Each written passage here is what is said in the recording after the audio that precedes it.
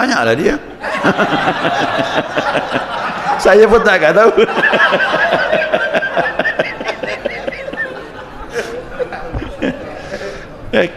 Beliau ni bilang, dia berjalan bisa dari rumah ke masjid, kenapa salah duduk? Tanyalah dia. Bisa berdiri nak, bisa duduk. Jadi mohon maaf ni orang tersebut yang lebih tahu. Ada orang berjalan bisa, tapi duduk melipat kaki tak bisa, kakinya bermasalah. Nah, kalau kena kejadian kecelakaan seperti itu, dia berjalan masih mampu tapi melipat kaki sakit, baru boleh pakai kursi. Dia punya alasan, maka saya katakan tanyalah dia. Dia yang lebih tahu.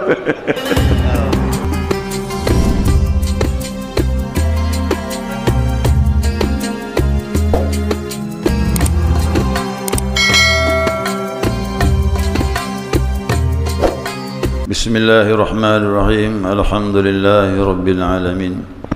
Allahumma salli ala nuril anwar wa siril asrar wa tiryakil aghyar miftahi babil yasar sayyidina wa maulana Muhammadin al-mukhtar wa alihi al-athhar wa ashabil akhyar adada ni'amillahi wa ibadalih.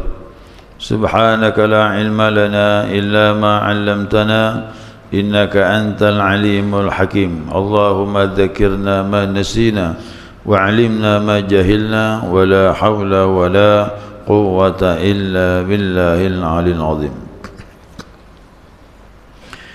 Qala musannif rahimallahu ta'ala wa nafa'ana bi'ulumihi fid darain amin.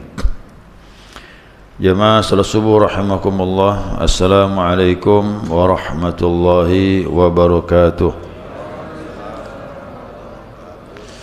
Alhamdulillah, senantiasa kita mengaturkan pujian dan syukur kita kepada Allah atas limpahan rahmah hidayahnya subuh ini. Atas izinnya kita dapat melanjutkan kajian kita, mudzakarah kita, panduan kitab Fathul Mu'in. Sambungan mengenai salat-salat sunnah. Wa minhu, dan darinya juga. Maksudnya darinya sini alladzi la tusannu fihil jamaah, yakni salat yang tidak disunnahkan berjamaah. Nanti setelah ini pembahasannya salat sunnah yang disunnahkan berjamaah, nanti pembahasannya. Ini dibilang wa minhu, dan termasuk darinya, yakni salat sunnah yang tidak disunnahkan berjamaah. Salatul awwabin, yakni salat awwabin atau salatul awwabin. Ya. Nah, salat awabin ini kata ulama, kenapa dikatakan awabin? Ya. Nah, dibilang ar-raji'ina ilallahi fi awqatil ghaflati. Dikatakan awabin, yakni orang-orang yang kembali kepada Allah pada waktu lalai. Nah, jadi awabin ini salat orang-orang yang kembali. Salat duha juga ada satu riwayat mengatakan salat duha termasuk salat awabin. Jadi ini istilah ya. Cuma salat awabin di sini disebutkan pelaksanaannya. Pelaksanaannya bainal maghrib wal isya. Jadi dilaksanakan antara maghrib dengan isya. Kalau awabin duha ya waktu pagi. Cuma istilah disebut juga salat orang-orang yang kembali kepada Allah. Orang yang kembali kepada Allah ni biasanya menambah ibadah karena kepengen lebih bersih ya. Nah, ini waktu-waktu yang orang kan biasanya lalai ni antara maghrib dengan isya. Habis maghrib keluar, tapi biasa orang tertentu apa mau dibuat, keluar pun paling-paling duduk pulang ke rumah ya, nonton TV ataupun main HP. Daripada lalai begitu, lebih baik diisi dengan ibadah. Nah, ibadah inilah yang dilakukan antara maghrib dengan isya. Bukan panjang, pendek waktunya ya, 1 jam kurang lebih. Lebih pun lebih sedikit lah 1 jam tu ya. Qala fi an-nasaih ad-diniyah. Nah, di dalam kitab An-Nasaih ad-Diniyah karangan As-Sayyid Abdullah bin Alawi Al-Haddad, nanti dibahas ya. Kita kembali kitab dulu. wa hiya 20 rak'atan. Dia adalah salat yang dikerjakan 20 rakaat. Ini 20 ni maksimal. Saya kira sih insya-Allah belum ada yang lakukan ini. Ya, belum. 20 rakaat itu yang maksimal, paling banyaknya. Ya, bainal maghribi wal isya'i, dan dia dilakukan antara maghrib dengan isya, bukan waktu yang lain. Makanya salat ini seperti salat duha. Salat duha tak bisa dipindahkan siang hari, apalagi malam. Begitu juga salat awabin tidak bisa dipindahkan ba'da isya, apalagi sebelum maghrib. Jadi masing-masing itu ada waktunya. Ya, ini waktu yang telah ditentukan oleh Nabi SAW. Nabi tidaklah mengucapkan satu ibadah kecuali atas petunjuk Allah Subhanahu wa taala. Warwiyat sitan, satu riwayat mengatakan 6. Ini bervariasi ya. Satu hadis mengatakan 20, hadis yang lain mengatakan 6. Au arba'an, ada juga riwayat yang menyebutkan 4. Nah, warak'ataini wa humal aqallu, ada juga riwayat mengatakan 2 rakaat. Dan inilah yang paling sedikit. Jadi kalau orang mau tanya salat awabin berapa rakaat, minimal 2 rakaat, paling banyak 20. Selesai. Pilihlah yang mana mau. Saya yakin pasti ngambil yang terakhir tu. Saya pun mengertikan cuma yang terakhir tu lah. 2 rakaat, tapi rutin lebih baik ya 2 rakaat tu. Tapi kalau mau lebih nanti ada keutamaan yang disebutkan dalam riwayat hadis. Nah, dalam kitab An-Nasaih Diniyah, nah di situ disebutkan wa minal mustahabbul mutaakkadu, dan termasuk yang disenangi dan dikuatkan. Muakkadah itu sangat dianjurkan. Nah, disunnahkan dan sangat dianjurkan ihya'un ma bainal isya'ain bis salatin, yakni menghidupkan di antara maghrib dengan isya', yaitu diisi dengan salat. Ini kitab ini menyatakan seperti itu. Jadi kata beliau pengarang kitab ini bahwasanya sangat dianjurkan menghidupkan di antara maghrib dengan isya', yakni dengan salat, wa huwal afdal, dan ini termasuk ibadah yang afdal ya dalam pandangan pengarang kitab An-Nasaih. Apalagi diisi selain salat, tilawatul Quran ya, tilawatul Quran, membaca. Biasanya orang tak kembali ke rumah, biasa dari masjid tu diisi lah tu, dah habis salat tambah lagi dengan Al-Quran. Ni orang-orang tua dulu ni suka lihat, tak tahu orang sekarang pun masih juga yang tak beranjak antara maghrib dengan dia tanggung pulang ke rumah, nanti datang lagi. Biasanya diisi langsung. Nah, kalau ada pengajian pun bermanfaat juga ya, bermanfaat. Makanya saya ngisi kalau pengajian tu karena waktunya sempit, habis maghrib ba'diyah maghrib, setelah ba'diyah maghrib saya gabung ya salat sunnah awabin dengan lihifzul iman.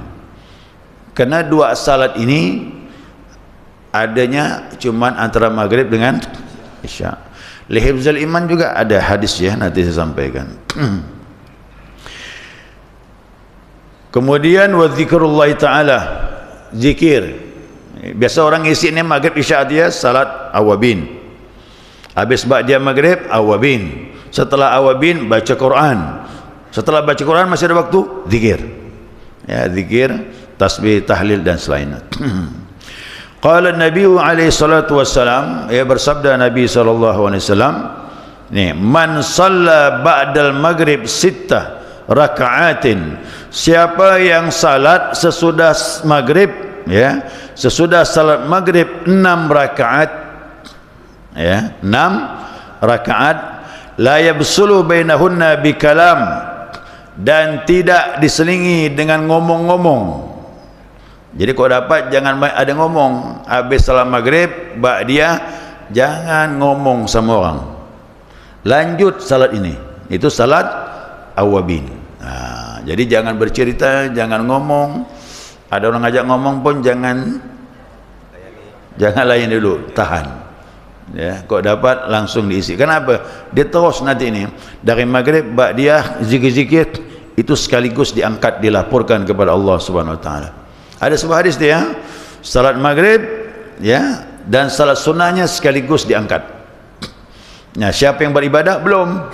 Yang penting tak putus, zikir tidak memutuskan. Habis maghrib zikir, habis zikir ba'diyah, setelah ba'diyah awabin. Ini semuanya diangkat sekaligus. Yang penting di antara itu jangan diselingi ngobrol, ngomong-ngomong dan sebagainya. Itu maksudnya. Nah, siapa yang salat setelah maghrib 6 rakaat tidak diselingi dengan pembicaraan, adalna lahu ibadata asnatal ashra sanatan, maka memadai baginya seperti ibadah 12 tahun. Berapa? Tapi ingat 6 berarti 3 kali salam. Ya, 3 kali salam. Ini Masya Allah, ini pahala tak tanggung-tanggung nih. Ya. Ini hadis hasan, bukan hadis maudhu, bukan hadis lemah, hadis yang baik. Jadi 6 rakaat 3 kali salam memadai, kata Nabi, ibadah seperti 12 tahun. Makanya orang yang paham hadis ini dia tak meninggalkan.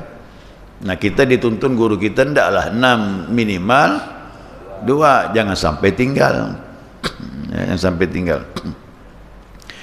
Nah, kemudian wawarada aidan, dan ada riwayat juga ya, Nabi SAW bersabda, man salla bainal maghribi wal isya'i isrina rak'atan, siapa yang salat di antara maghrib dengan isya' 20 rakaat. Tadi berapa? 6. Nah, sekarang naik tingkat ni. Boleh coba sekali ya semua hidup. Kalau mau lah. Boleh dicoba. Ya, jangan sampai tidak sama sekali. Seperti salat tasbih. Jangan sampai seumur hidup sekalipun tak mengerjakan.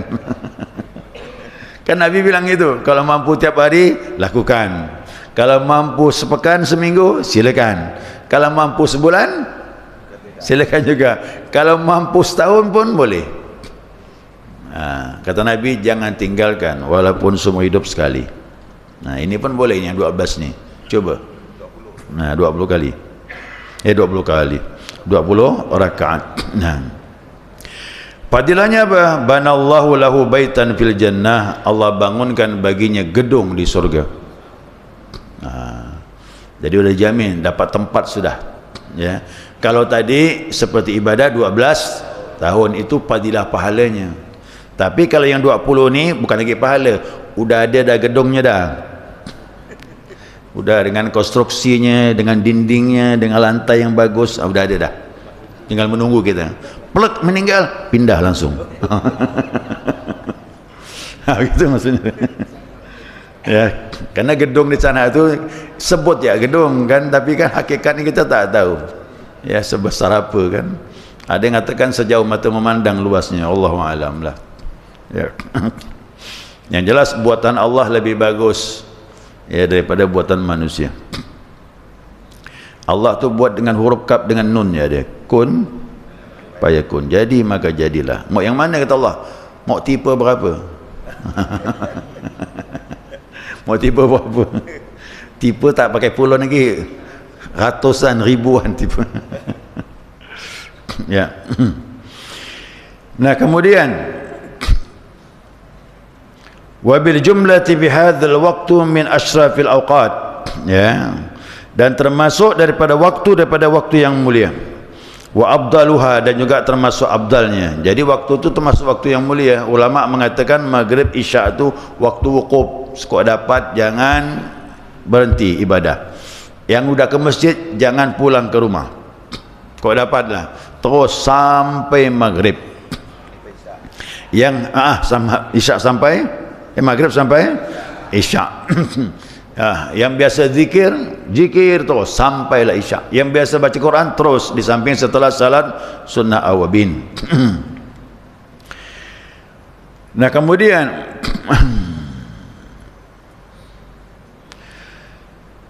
dalam suatu riwayat dikatakan karahatun naumi qabla salatil isya fahdhar minhu. Satu riwayat hadis mengatakan makruh tidur sebelum salat isya, maka hati-hatilah, kata dia. Jadi kau dapat setelah salat maghrib, jangan tidur, itu bukan waktunya. Bahkan dikatakan hati-hatilah, kata dia, fahdhar minhu wa huwa min adatil yahud. Jadi itu kebiasaan orang Yahudi. Orang Yahudi itu waktu maghrib itulah dia tidur. Kita tak boleh tidur. Kita ni sunnah menyelisihi perbuatan Yahudi. Makanya puasa kita beda dengan mereka. Ya, ada perbedaan. Nah, jadi kau dapat jangan tidur pada waktu tersebut. Apa sebab? Nah, dalam sebuah riwayat Nabi SAW bersabda, man nama qabla salatil isya'il akhirati, siapa orang yang tidur sebelum salat isya, sebelum diakhirkan dengan isya, tidur pula dia, fala anamallahu ainaihi, maka Allah menjadikan matanya takkan tidur lagi. Nah, takutnya tercelik sampai tengah malam. Ya, memang biasanya kau tidur antara maghrib isya tu malam tu susah tu. Ya. Padahal kita persiapan mau tahajud belum waktunya. Ya kan? Tidur maghrib. Bangunnya jam 8 bangun, jam 9 bangun. Tak mau tidur lagi. Mau tahajud belum waktunya. Nah, itu yang dikatakan nanti Allah tidak akan memejamkan matanya. Ya. Kemudian satu lagi, ini salat yang disunahkan. Nah, qala al-Fashani, Imam al-Fashani meriwayatkan, aku mendapatkan satu hadis riwayat dari Nabi SAW. Nabi bersabda, qala Nabi SAW, man ahabba ayyahfazallahu alaihi imanahu, siapa yang senang imannya dijaga oleh Allah, falyusalli rak'ataini ba'da sunnatil maghrib, hendaklah dia salat 2 rakaat setelah salat sunnah ba'da maghrib, yaqra'u fi kulli rak'atin, maka membacalah pada setiap rakaatnya al-fatihatil kitab, al-fatihah, wa qul huwallahu ahad 6 marratin, yakni setelah itu baca qul ahad 6 kali, wal muawwidzatain, dan muawwidzatain apa? Al-falaq dengan An-Nas maratan sekali-sekali. Nah, ini namanya salat lihifzil iman. Kan punya kalimatnya, man ahabba ayyahfazallahu imanahu, siapa orang yang mau imannya dijaga Allah. Ini guru kami menyebutnya salat lihifzil iman. Salat untuk menjaga iman. Dia 2 rakaat, dia bukan awabin, bukan ba'diyah maghrib tersendiri. Usalli sunnatul hifzil iman rak'ataini lillahi ta'ala, aku niat salat untuk menjaga iman 2 rakaat kerana Allah Ta'ala. Allahu Akbar, baca al-fatihah, qul Allah 6 kali, al-falaq sekali, an-nas sekali. Rakaat yang kedua gitu lagi, al-fatihah, qul Allah 6 kali, al-falaq sekali, an-nas sekali. Saya ngerjakan juga ini, tapi tak banyak surahnya. Sekali-sekali je lah. Kadang tak pakai surah. Nah, yang penting salatnya itu. Ya, surah ini aturan yang dibuat, tapi kalau tidak mau silakan. Yang penting salatnya itu. Nah, jadi ini namanya salat sunnah lihifzil iman. Atau niat usalli rak'atain ini boleh. Aku niat salat 2 rakaat, tujuannya untuk menjaga iman. Boleh juga. Dalam kitab Al-Masalik dikatakan, fa idza sallama raf'u yadayhi, apabila telah salam maka ucapkanlah bihuduri qalbi, dengan hadirnya hati kepada Allah, doa, Allahumma inni astaudi'uka imani fi hayati, ya Allah, sesungguhnya aku menitipkan imanku kepada Engkau selama aku hidup. Jadi iman kita dititip, jadi jaga, maksudnya dijaga oleh Allah. Wa inda mamati, dan aku titipkan imanku kepada Engkau ketika kematianku. wa ba'da mamati, dan sesudah kematian. Fahfazhu alayya, jagalah ia untuk aku ya Allah, innaka ala kulli syai'in qadir, sesungguhnya engkau berkuasa atas segala sesuatu. Itu doanya, ya, doanya sekaligus. Allahumma inni astaudika imani fi hayati wa inda mamati wa ba'da mamati, fahfazhu alayya innaka ala kulli syai'in qadir. Nah, jadi doanya pun persis untuk menjaga iman.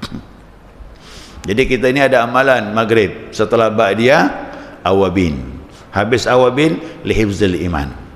Itu dia.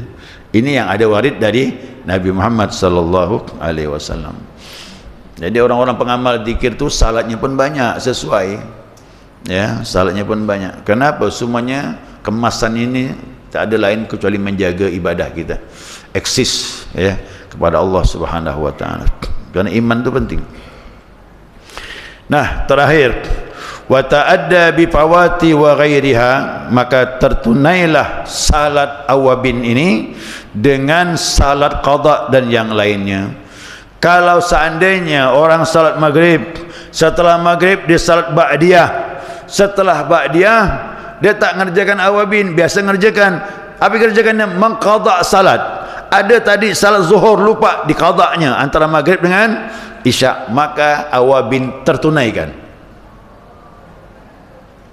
Tertunaikan dia. Tapi bagi yang biasa melakukan, seandainya saya rutin dah awabin ni, tapi pas kebetulan maghrib hari itu saya tak sempat, kenapa? Ada utang salat.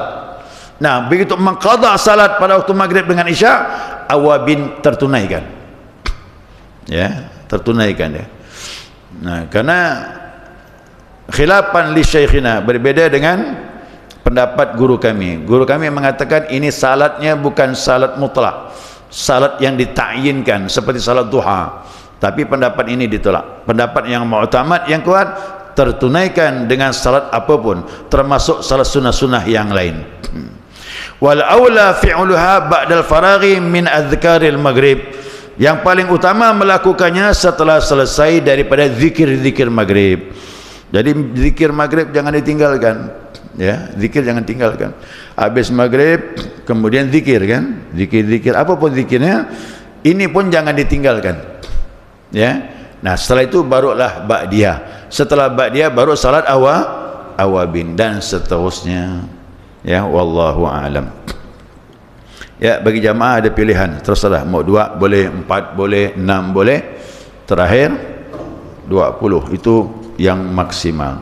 Bagaimana kalau lebih 20, lebih dosis, ya, lebih dosis kalau lebih 20, kerana tak disebutkan dalam hadis Nabi SAW, ya. Saya kira cukup, mudah-mudahan dapat dipahami, ya.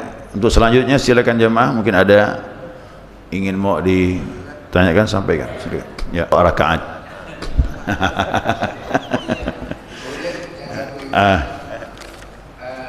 pernah dapat informasi salat lain, amalan baca Al-Quran lain, zikir lain.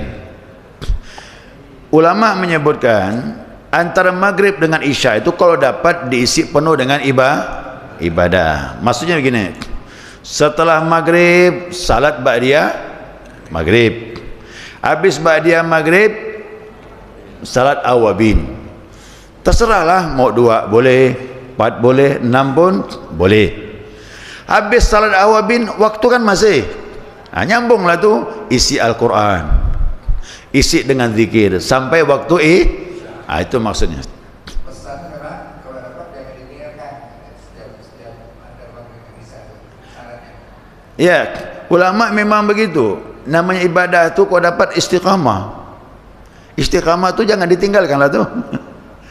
Ya, jadi walaupun 2 rakaat istiqamah tu lebih baik. Ya, kecuali ada urusan yang penting, apalagi dalam musafir. Kalau musafir dah tinggal semua tu, jangan dikerjakan. Apalagi awabin, qabliyah ba'diyah yang tinggal. Ya, qabliyah ba'diyah tinggal, apa awabin tinggal semualah. Kalau kita posisi musafir, ada urusan yang penting antara maghrib dengan isya, ya paling-paling maghrib ba'diyah selesai. Ya, yang lain semuanya ditinggalkan karena kalau ada urusan. Ini kan waktu ikhtiar. Ikhtiar apa? Santai, tak ada kesibukan, masih di masjid. Nah, isilah ibadah tu. Itu maksudnya.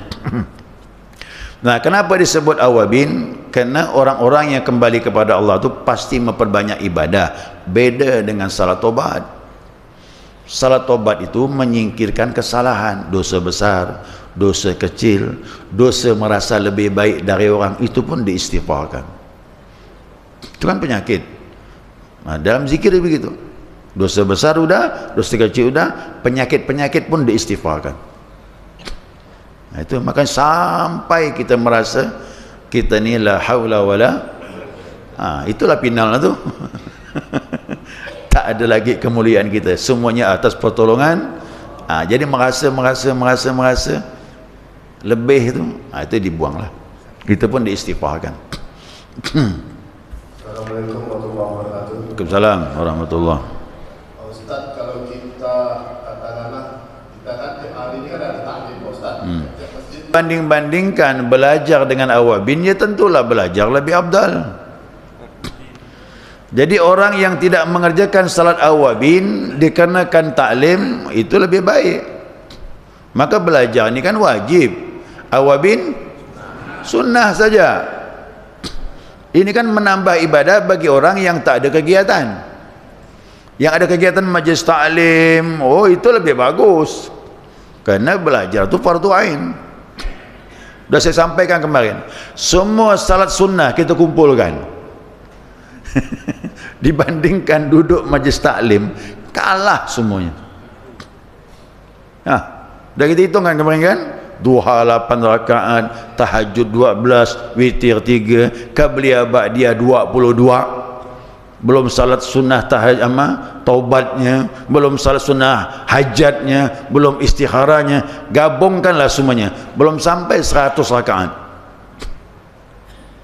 Ya, Abu Hurairah mengatakan belajar lebih afdal kau salat 1000 rakaat. 10% pun belum. Ya, kalau dia bandingkan belajar, maka malah belajar ini mahal. Kalau orang sudah tahu manisnya ilmu, dia tak mau tinggal lagi. Nah, apakah lagi di samping belajar sempat pula lagi ngerjakan awabin, lihibzil iman. Makanya saya gabung karena tak sempat. Apalagi saya ngajar kan, makanya habis salat maghrib saya ba'diyah, berdiri lagi saya gabung. Oh, ini ada pertanyaan. Untuk salat yang di kursi, bagaimana tata cara salat baiknya? Apakah takbir duduk atau berdiri? Ini bergantung keadaan. Kalau dia mampu berdiri, maka mulai takbir berdiri. Ya, takbir berdiri. Kalau baca Al-Fatihah, iftitah, baca surahnya masih mampu berdiri, ya berdiri. Nanti kalau mau ruku, duduk dulu. Duduk kemudian baru ruku. I'tidal, angkat. Kemudian sujud lebih rendah lagi. Rakaat berikutnya berdiri lagi. Nah, tanya kondisi. Kalau dari awal tidak mampu berdiri, berarti dari awal duduk di atas kursi. Tanya diri sendiri, mampu tak berdiri sebelumnya? Orang tu ada yang tak mampu duduk, berdiri bisa. Makanya pakai kursi.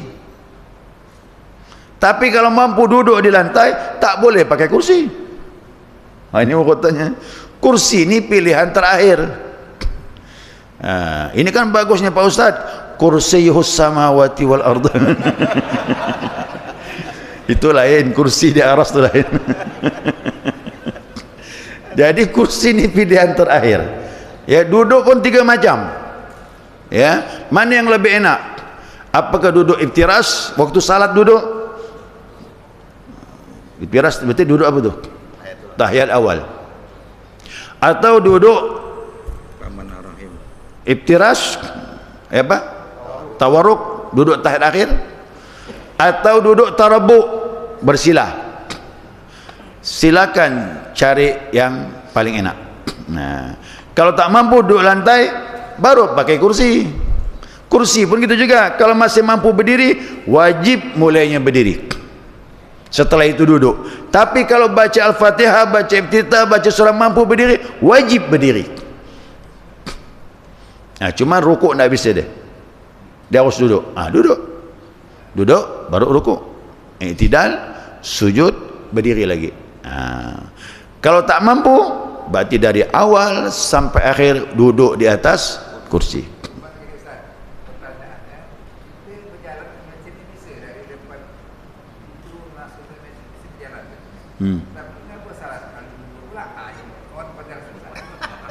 Tanyalah dia. Saya pun tak tahu.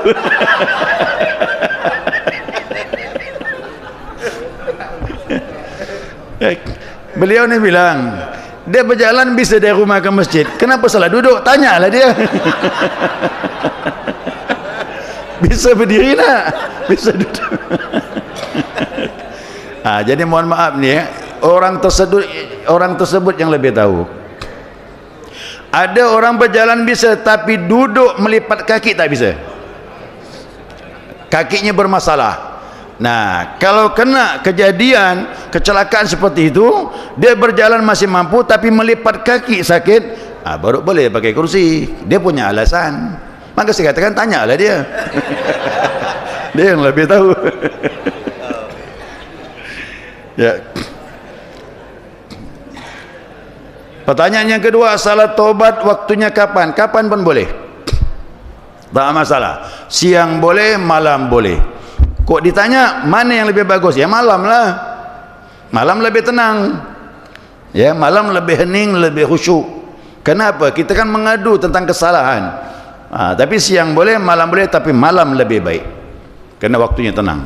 Wallahu a'lam. Subhanakallahumma wa bihamdika asyhadu an la ilaha illa anta astaghfiruka wa atubu ilaik. Allahumma salli ala Muhammad.